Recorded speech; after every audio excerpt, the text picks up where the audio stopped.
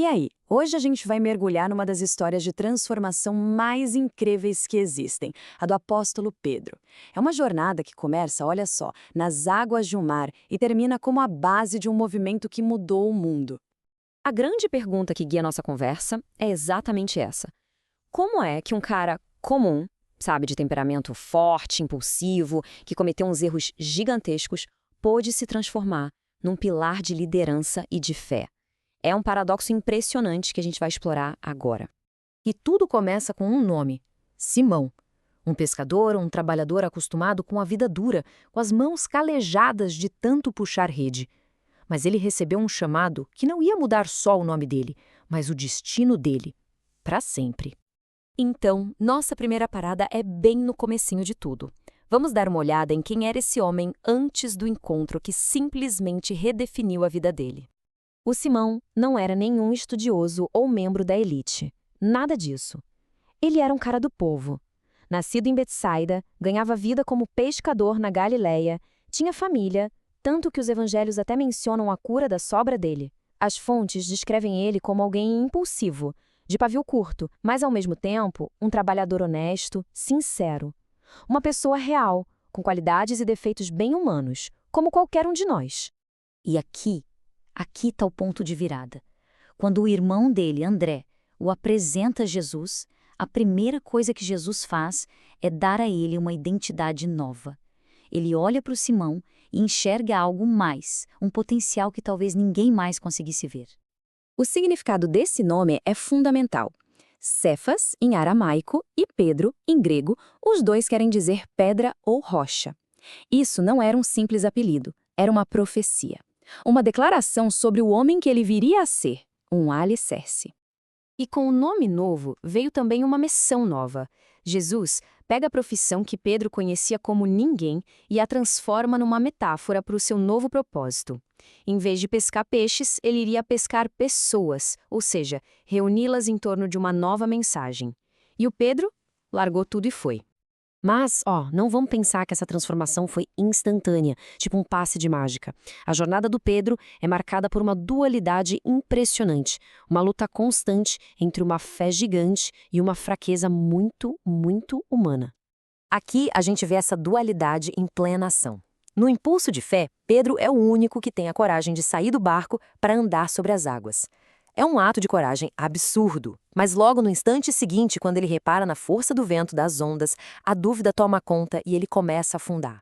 Fé e medo, ali, no mesmo cara, na mesma cena. E esse padrão se repete. Pedro tem um momento de clareza que parece divina quando ele declara que Jesus é o Messias. É uma revelação fundamental e Jesus até o elogia por isso. Mas, logo em seguida, quando Jesus fala que vai morrer, o impulso do Pedro fala mais alto e ele tenta dar bronca no mestre, agindo com base no seu próprio entendimento limitado, do divino para o humano em questão de segundos. Nas palavras, a lealdade de Pedro era inquestionável. Ele promete com todas as letras que morreria ao lado de Jesus. Só que na hora da prisão, essa lealdade se manifesta de uma forma violenta e impensada. Ele puxa uma espada e ataca um servo do sumo sacerdote. Uma atitude que Jesus repreende na hora. E todos esses contrastes nos levam, inevitavelmente, ao momento mais sombrio da vida de Pedro, a noite em que a autoconfiança dele foi completamente destruída. Mesmo depois da promessa cheia de paixão de Pedro, Jesus prevê a queda dele com uma precisão que chega a arrepiar. Pedro, claro, protesta, achando impossível, certo da própria força. Mas a profecia já estava lançada. E a queda acontece exatamente como previsto, numa espiral de medo que só aumenta. Primeiro, uma negação quase casual para uma serva. Depois, uma negação mais firme para outra pessoa. E, por fim, pressionado por um grupo que o reconhece, ele explode, negando com pragas e juramentos. A cada vez a pressão aumenta e a cada vez ele cede. E então, o som que selou a sua falha. O canto do galo. Naquele instante, as fontes dizem que Jesus olhou para Pedro. E Pedro, se lembrando da profecia, saiu dali e chorou amargamente. Aquele foi o fundo do poço dele. Mas a história de Pedro não termina no fracasso. Muito pelo contrário. A maior lição dele vem justamente da redenção. Vamos avançar um pouco no tempo, para uma praia na Galileia, depois da ressurreição, para um dos momentos mais emocionantes de toda essa saga. Jesus não o confronta com o erro. Ele não joga a falha na cara dele. Ele faz uma pergunta simples, mas muito profunda, e volta a chamá-lo de Simão, seu nome antigo. A pergunta vai direto ao ponto: o amor. E o ponto crucial é esse. A pergunta é feita 3 vezes, uma vez para cada negação. Isso não é uma punição, é uma cura. É uma chance para Pedro reafirmar na frente dos outros aquilo que ele tinha negado no pátio. Uma restauração pública, feita com delicadeza e de forma completa. E a cada vez que ele afirma o seu amor, Jesus entrega de volta a missão dele: apacenta as minhas ovelhas. Ele não foi só perdoado, ele foi reconfirmado no seu chamado. A falha não o desqualificou. De certa forma, ela o preparou para uma liderança mais humilde, mais compassiva.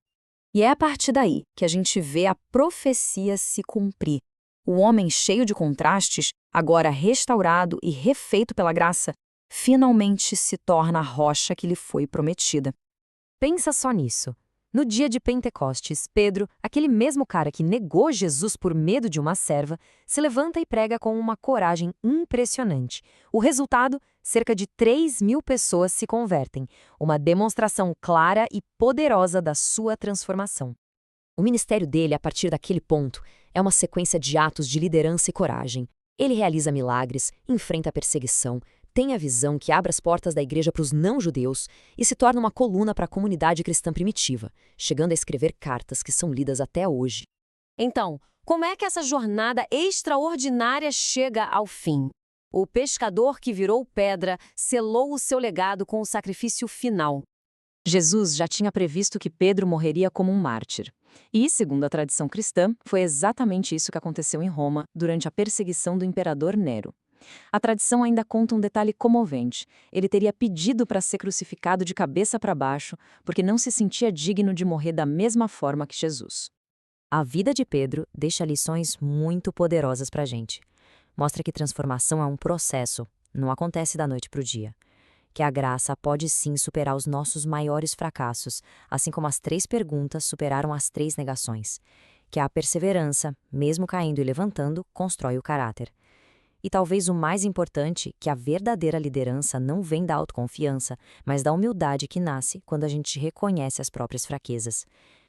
Isso tudo nos deixa com uma última provocação, né? A história de Pedro parece sugerir que não são as nossas qualidades, mas as nossas imperfeições, quando a gente reconhece e trabalha nelas, que se tornam a base de algo sólido e duradouro. A pergunta que fica é: que rochas podem ser construídas a partir de nós? Obrigado por acompanhar a gente nessa jornada.